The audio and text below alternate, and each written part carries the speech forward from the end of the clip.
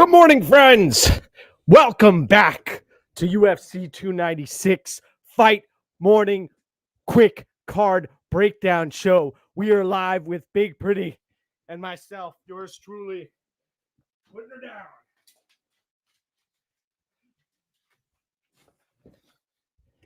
Great to have you all here. It's time. It's time. Final fight card of 2023. The stakes are high, emotions run strong, opinions vary. We're back. 12 fights, T-Mobile Arena, Las Vegas. Bright lights, big city, big fights. Let's get through this card and let's start from the top. The sun is shining. It's fight morning. It's Saturday. Heavyweights. First bout of the evening. Menifield-Buday taking on Shamil Gaziev. This line has begun to move. Menifield-Buday, a lumbering, slumbering heavyweight who relies on outlasting a lot of his opponents. He's very large for the division. Came in at 264.5 pounds yesterday. And on the other side of the fight, you have an undefeated fighter in Shamil Gaziev, who's been a bit of a underachiever. I knew he's 11-0, but on the Contender Series, we saw some warts in his game. Looked like some holes were there. The cardio seemed to be a major issue. Let's not overthink this.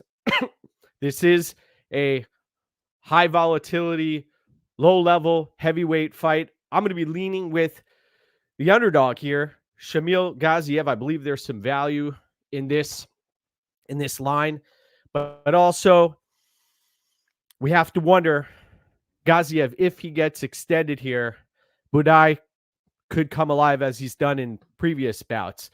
I think that Gaziev has what it takes to get this fight to the mat and cause Buday some problems here. He's very talented. So give me Shamil Gaziev there. Next fight of the night, where we have Andre Fili. By the way, Andre Fili versus Lucas Almeida. This fight had one of the iciest stare downs. You saw Andre Fili attempt to shake hands with Lucas Almeida. Almeida wanted none of it. Almeida humiliated last time out against Pat Sabatini. Had nothing for Pat Sabatini. Could not get any part of his game going whatsoever. And Andre Fili, we saw against Nathaniel Wood. He was able to bring it to Nathaniel Wood. Very versatile fighter, well-rounded. Also, I must add, the Team Alpha Male crew, we have multiple fighters from that gym competing. Josh Emmett will be competing from Team Alpha Male later today. This fight, I have concerns about Andre Fili's his chin and him being long in this game. He's competed many times, but I can't get away from the lack of get-up game from Lucas Almeida. That's an issue. And Andre Fili does have a ground game if he chooses to pursue that path here. I'm going to be picking Andre Fili, but the icy stare down and what I saw at the face-offs leads me to believe that this is going to be a volatile matchup. Also, if you're looking at a fight that could potentially end inside the distance, this is one of them. Fight doesn't go the distance, sitting at -200 right now. I don't see this one hitting the scorecards. I think that Almeida humiliated on the mat against Pat Sabatini last time out, and that could potentially happen here again. But you usually see fighters who have been exploited in a previous matchup. They go back to the training room and try to shore up that hole in their game. Give me Andre Fili in that matchup. We've got a lot of comments here this morning. Let's just take a brief look at some of them. There's no better time than now for some fight picks. Yes, we're gonna continue this journey, my brothers. Get that caffeine in the blood. It's flowing, baby. We're riding high. Let's go. Let's continue the journey. Now, let's talk Tagir Ulanbekov taking on Cody Durden. Cody Durden coming in as the +160 underdog. This is a flyweight matchup. You saw Tagir Ulanbekov. Look how drawn out he is every single time on the scale. looks like he could. I wonder how he would perform at 135 pounds. He's so lanky and long for the division, and he's got solid wrestling. He's got a solid submission game, but also can get physically handled at times.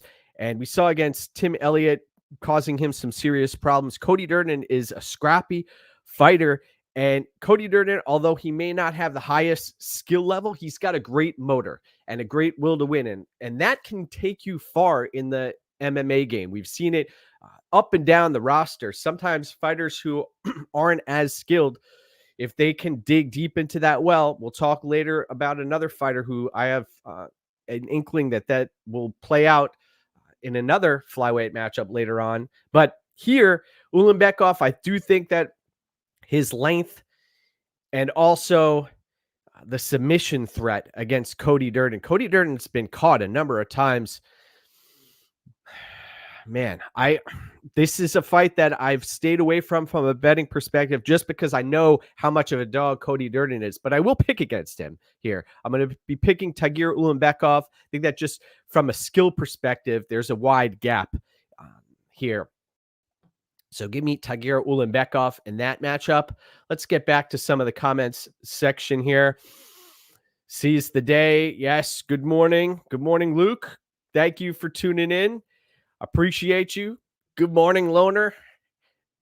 Ben Jizzy, it's great to see you. We did have Big Pretty on the pod, and she was flying high as well. So let's continue. Let's talk Casey O'Neill taking on Ariane Lipski. I believe that O'Neill was shown the door last time out against Jennifer Maia, and Casey O'Neill, I know that she was recovering from a knee injury of sorts, and her motor has been one of her greatest strengths. This was another icy face-off that you saw Lipski coming off 2 victories where she is a bit of an overachiever, and Melissa Gatto, impressive victory in that regard. And then the JJ Aldrich fight. JJ Aldrich, I think it's safe to say that she isn't who we thought she was. JJ Aldrich has fallen off the map, had a great amateur career, and was able to hang with a few seasoned vets, but come on now. And Lipski lost a lot of people, a lot of money who were on JJ Aldrich there, and she's coming in here. This line could potentially be a little bit wider. I'm going to be picking Casey O'Neill. I know she's met some adversity last time out against Maia, and I'm not touching this fight from a money line perspective. The volatility in women's mixed martial arts has reared its ugly head many, many times. I think that O'Neill's motor is going to be the difference maker in this fight. And Lipski, we've seen if the physicality comes to front and the tables are turned and the pace is pushed, Lipski sometimes has some trouble out there, and O'Neill can turn up. And I think that that's what's going to happen here. I think that Casey O'Neill is going to turn up here, and that we're going to see a decision victory for Casey O'Neill. Also, let's look at this fight's expected to go to a decision at -190. So give me Casey O'Neill in that matchup. Now let's continue the journey. This has been a fantastic fight morning so far. I'm so glad that Big Pretty made it on earlier, taking time out of her day. Now, we've got Cody Garbrandt, former bantamweight champion of the world. Let me say that again. Cody Garbrandt, former bantamweight champion of the world, taking on Brian Kelleher. And Brian Kelleher has a win over a former bantamweight champion of the world in Henan Barrow, and that was a long time ago. But Kelleher, we've seen he's coming off of neck surgery. Both of these fighters have had neck injuries. Cody Garbrandt, you remember the TJ Dillashaw bouts where he was dealing with some back injuries, sought out some experimental treatment, and was really having some tough times from a physical standpoint. We've seen Cody Garbrandt, although he is extremely talented from a skill perspective and from an athletic perspective, but his head hasn't been there. He sees red. He will go for the kill. And then last time out against Trevin, that was, you saw trepidation on the part of Cody Garbrandt. You saw a fighter who was not committing to his strikes, somebody who was concerned about taking punches. And Brian Kelleher, he is going to go out on his shield. Unlike last time out, we saw Chris Gutierrez against Song Yadong. Chris Gutierrez was not willing to go out on his shield. Chris Gutierrez was not fighting to win that fight. He's trying to survive.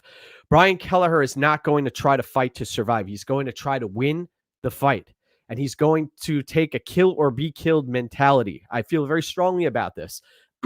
Kelleher, he knows the past couple of fights against Nurmagomedov, against others, he sold himself short. He was asleep at the wheel.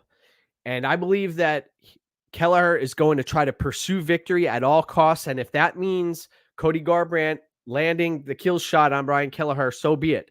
But Kelleher is going to attempt to win this fight. And the other thing is, don't sleep on Brian Kelleher's ground game. He has a nasty guillotine. We've seen it against Alcantara. And Garbrandt, he's been in there against some tough hombres, but we've also seen that chin get cracked time and time and time again. But I will say this, Garbrandt still has that power.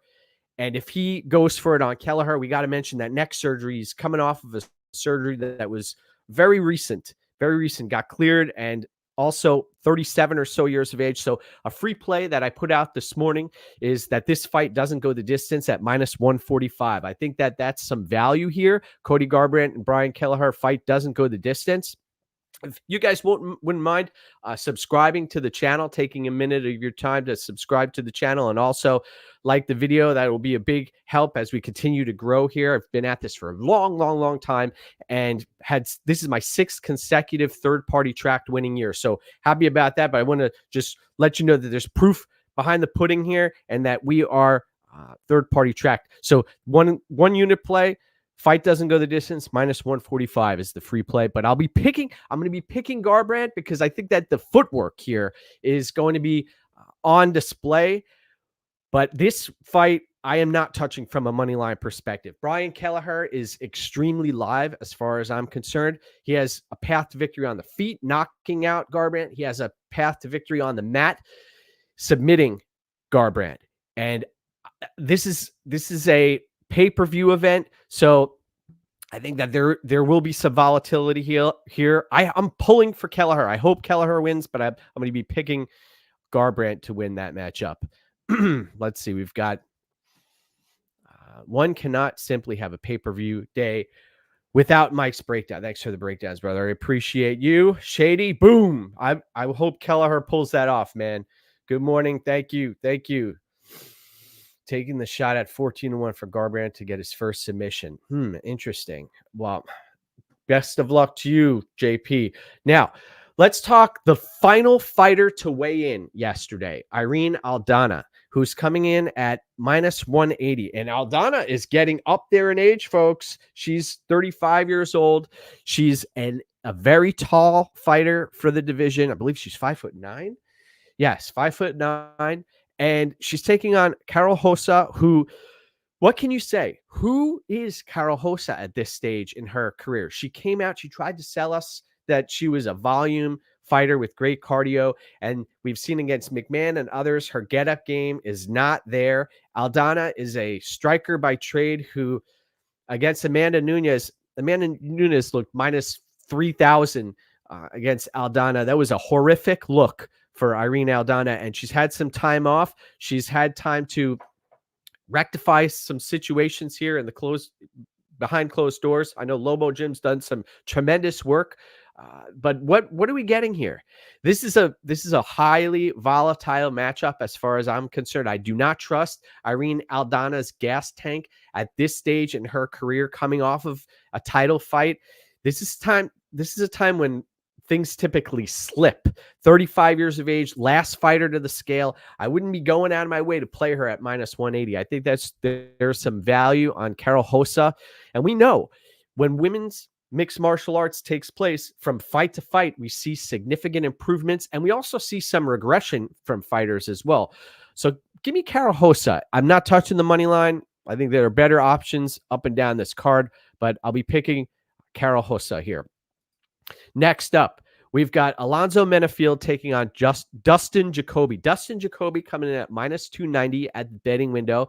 By the way, I got to put this out there too. Dustin Jacoby, I saw when he fought Khalil Roundtree, he should have gotten the nod there. That was a horrific judging decision. And Jacoby, he is calm in the fire. He's calm in the pocket. I was at his fight against Da Un Jung, and both of those guys were trading some serious heat. And you saw Jacoby was able to sit down on his punches, find the target, and put Da Un Jung out. And we've seen similar situations where Alonzo Menifield can get cracked. And Menifield, look at what's happened to him. He's coming off of a victory over Jimmy Crute. By the way, Jimmy Crute, what the hell happened to Jimmy Crute? You look at a fighter who regressed and hadn't developed his game. Sad state of affairs for Jimmy Crute. I like to personally wish Jimmy Crute the best moving forward. And Menifield, I think that there is some recency bias in this matchup, but I don't trust Menifield's gas tank here. I think the larger octagon is going to help Dustin Jacoby. And the thing about Jacoby, though, he's no spring chicken. Late 30s, and both of these fighters are up there in age, but Jacoby, better cardio, and I trust Jacoby more at this stage in his career, but I'm not touching the money line. Minus 290, way too wide for my liking. I'll be picking Jacoby to win. I think that he wins this fight via decision. Let me just take a look. Fight doesn't go the distance, sitting at minus 165. I think that this has the potential to go to the scorecards here. I don't see Jacoby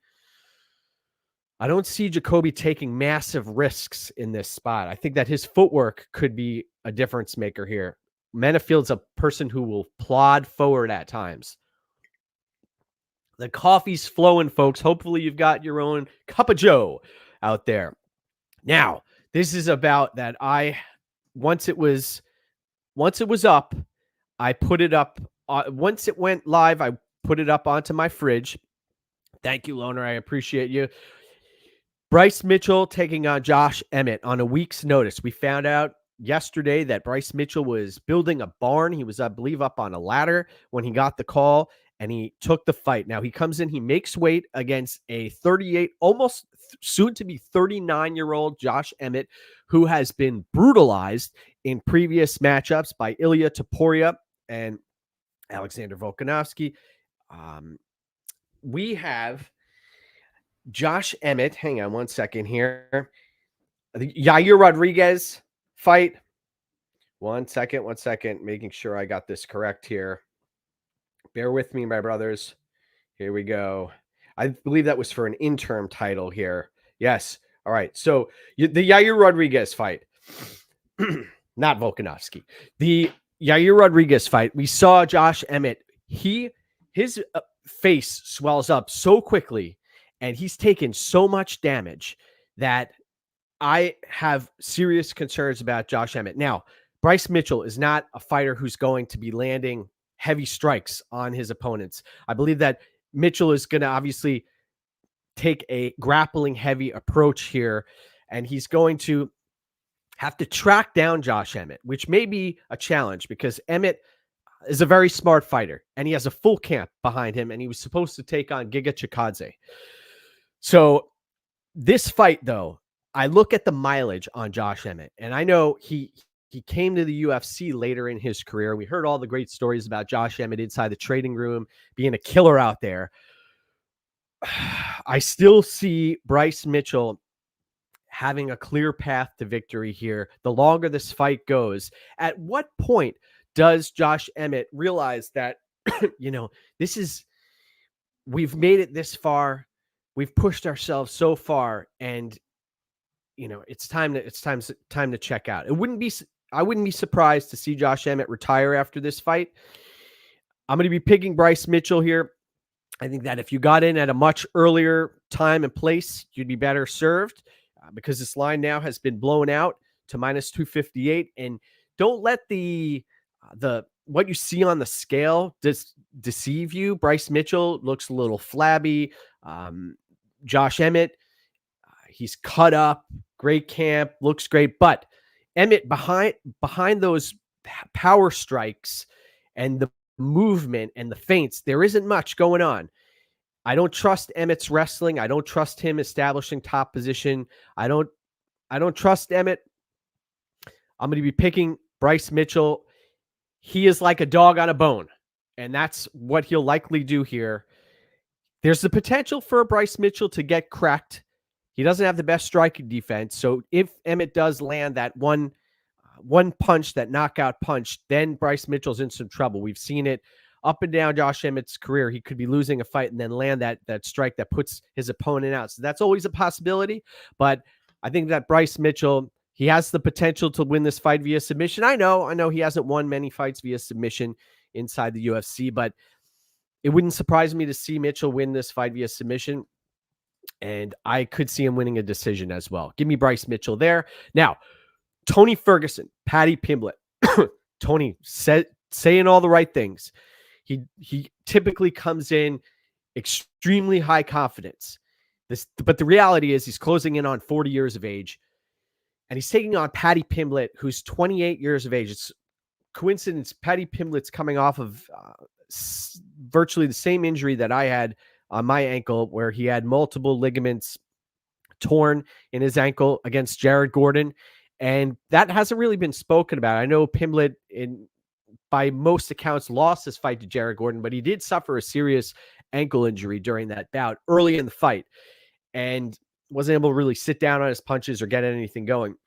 And Tony Ferguson, I know he's got David Goggins in his corner helping him out here, but David Goggins can't get into the octagon and fight for him. And Tony Ferguson, one of his greatest strengths is his mental and intestinal fortitude. He typically can forge forward, and he's unorthodox in his approach, but he's taken so much damage. I want to be on Tony Ferguson's side here. I want Tony Ferguson to pull this out and to win this fight. I just can't pick him to win here. Paddy Pimblett, he's got so much more in the tank at this stage in his career. Perhaps he's the lesser skilled fighter, and I see Tony Ferguson, even at this stage in his career, has more tools in his tool belt. But Paddy Pimblett, young, spry, taking much, much less damage. And this is a situation where we've got 3 or 4 fighters on this card who are closing in on 40 plus years of age. And I think that this is the end of the road for Tony Ferguson. I'll be picking Paddy Pimblett, but I'm hoping for Tony Ferguson. I hope Ferguson is able to shock the world here. Man, and I'd love to see him win for David Goggins too. They're a great duo. But you also, how much has been taken out of Tony Ferguson in the lead up to this fight? Pimblett made a great point saying, you're wearing your body down too much before you're about to take on a young, spry opponent. Give me Paddy Pimblett there. Now we have, this one breaks my heart. Stephen Thompson taking on Shavkat Rakhmonov. I was hoping this fight didn't happen, to be honest. It hurts my soul to see this fight go down, because I know the fight games, it sometimes can be cruel, and there are no feelings in the fight game. The better fighter, the good guy, also typically doesn't always win. There's no morale when it comes to mixed martial arts and fighting. And Shavkat Rakhmonov is a straight-faced assassin out there, and he is highly skilled. We saw against Jeff Neal the way he was able to tear him apart and lock in that brutal submission, that highlight reel submission. We've seen him against Neil Magny. We've seen him against others, Carlson Harris. Stephen Thompson, he was gifted that fight against Kevin Holland. Kevin Holland could have won that fight numerous times on the mat. Yet let Stephen Thompson get back to his feet. Let Stephen Thompson get back into the fight. And I'm a big fan of Stephen Thompson and what he's accomplished in his professional career, both kickboxing and mixed martial arts. I can't pick him to win this fight. Rakhmonov has a submission path to victory. He has a striking path to victory. He's much younger and has a solid... You saw he was able to dig deep and come out the other side victorious. I will say, Stephen Thompson, if he's able to utilize his footwork and somehow, some way have Rakhmonov fall into this trap where it becomes a friendly kickboxing match, that's when Stephen Thompson comes alive. If he's smiling at Rakhmonov and they're fist bumping each other during the fight, okay, then he's in this fight. But if Rakhmonov comes out like the cold-faced assassin like he's been in previous fights, this could be a brutal end to Stephen Thompson's career. So I'm going to be picking Shavkat Rakhmonov. I think that he does get this done inside the distance. And I think that, unfortunately, this is Stephen Thompson's final UFC fight. And the other thing I have to mention that Stephen Thompson, he pulled out of that fight against Michel Pereira. And look what happens. Look what happens. He ends up, here he is. He wanted his fight purse. He showed up ready to go, and he didn't take the fight. He didn't take the fight after Michel Pereira wanted a catch weight, I believe. And now look what happens. So tough cookies here. And I'm a big fan. I know one of my sons, we got to hang out with Stephen Thompson. Great guy, great family guy. But oh man, it hurts my soul to see this matchup. I think that Rakhmonov's gonna win this brutal finish. Now, co-main event of the evening, where we have Alexandre Pantoja taking on Brandon Royval. This was a free play that I put out back in September. Brandon Royval plus 205. Now, Brandon Royval sitting at plus 164 on fight day, taking on the champion of the world at flyweight, Alexandre Pantoja, who's sitting as a minus 198 betting favorite. I pointed out many times in the past, I have a flyweight tracked betting record dating back to 2017 of 80%, hitting, I believe, 34% ROI at this weight class. So this has been my wheelhouse. And I was on Pantoja the first time these two fought. I also had the under 2.5 in that matchup. So they both cashed.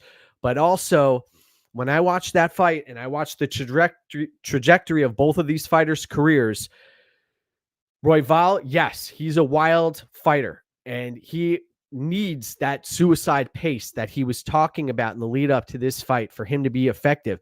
But I don't want him to con you into thinking that he's going to fight this methodical, measured approach. I know coaching staff is trying to do that to him, but at some point during his fights, the switch gets flipped in a way similar to Cody Garbrandt, where he sees red and he'll start scrambling, and push comes to shove, it's going to be a dogfight. There'll be scrambles galore, and I think that the pace is going to be pushed. And Pantoja, he loves fights like that. He is a killer, the cannibal. I'm a huge fan of Pantoja, one of the best flyweights, the best flyweight right now in the sport. But the wild card here is Brandon Royval extending this fight and being unpredictable and scrambling and pushing Pantoja to a point where he eventually gasses himself out and gets caught in something at some point. I think that is the way this fight's going to play out. I know that there are no certainties in the game. I'm happy to be holding a plus 205 ticket on Royval, and it wouldn't surprise me to see Pantoja win this fight and also lock up a rear naked choke and get the back of Royval. I know he's been able to do that many times before. Alexandre Pantoja has one of his greatest strengths is his ability to conserve energy while he's got his opponent backpacked, and he can recharge his battery for a few seconds, for a minute or so, and then he gets back on the gas pedal again. But Brandon Royval, I don't think he's going to give him that time. I don't think that he's going to give him that space or that time to get his energy back. And there's a lot of respect between both of these fighters. Pantoja knows that Royval's grown. Royval, reach advantage, younger fighter, much less mileage on him. And the striking defense of Pantoja is an issue here. I know both fighters have some striking defense issues. Royval seems to just throw whatever strikes he wants and will throw for volume, but he doesn't really, he's not very concerned about what's coming back at him. And Pantoja can sit back and counter strike if he'd like, but he can also come out like a Terminator like he did against the Alex Perez in the Alex Perez matchup. Man, great fight. This one's been on my fridge since September. Plus 205 Brandon-Royval. I'll be played him for 1 unit, and I'll be looking forward to that matchup. We've got a lot of comments here. Let's see. Hoping for a Christmas miracle. Oh, let's see. UFC can be spiteful. Pereira blows weight by several pounds. What's his punishment? He moved up a weight class, right? Now. Thank you. I appreciate you. Thanks for coming in. Tailing Raw Dog. Hey, let's see what happens. The thing is, you see people on my timeline, a lot of folks, it's almost like they speak in certainties that Pantoja is winning this fight, that he's got it in the bag. There are no certainties in this game, as we have known and we've seen many, many, many times. John, I appreciate you. Thank you for the support. Just one of my biggest pet peeves is folks who speak in certainties on the timeline, in breakdowns, et cetera, et cetera. There's no certainties in this game. We deal in probabilities. And if you've been in the game and have been around the game long enough, you know this. Now, main event of the evening. This is why we're here. Welterweights, 170 pounds. Leon Edwards, Colby Covington. Covington sitting at plus 140. Colby Covington, has gotten under the skin of Leon Edwards, went to a place where many would not, and he is a methodical. I know a lot of the stuff he does is scripted, but this, in my eyes, was intentional to get under Leon Edwards' skin and mention his father who passed, and that was very hurtful, I would understand. And you watch and you listen to the post-ceremonial weigh-in speech with Joe Rogan. Leon Edwards could barely get out the words mentioning that Colby Covington's a dead man walking, and that remember what he said about his father. Now, Colby Covington, grinder, chain wrestler. If Leon Edwards is holding this grudge and is unable to conserve his energy and stay composed, then Colby Covington can win this fight. This is one of the situations I have here, that there are no certainties in this game. Colby Covington can win this fight. Now, Colby Covington, in his mid to late 30s, he's a fighter who has been away from the game for a while. You look at the caliber of his opponents. He did beat some opponents before Kamaru Usman got to them. And unfortunately, there were two elite fighters at the top of that division for a while, where Covington and Usman, they went 10 rounds, right, or almost 10 rounds with each other. And Colby Covington was still ready to go, man. He was fighting with a broken jaw and was pedal to the metal. He was winning the later rounds in the second time he fought against Usman, and Edwards comes in and he takes on the scraps of Usman. And I know Edwards was losing the majority of that first fight. We saw the head kick. Here's the deal. I think Edwards can win this fight. And there are a few paths to victory here for Edwards. He could win via striking. He could win via his footwork. But I also realize that Leon Edwards is a bit of a head case. He can get sucked into situations, and he can also be his own worst enemy. Against Diaz, he gets rocked, wobbled. He can check out of fights. And I know a lot of people, you watch John Anik talks about being cut from the cloth, not cut from the same cloth, etc. And that Leon Edwards, he's learned a lot about himself. Now, has he turned the corner here? Has being a champion here and beating Kamaru Usman a second time elevated his game to another level?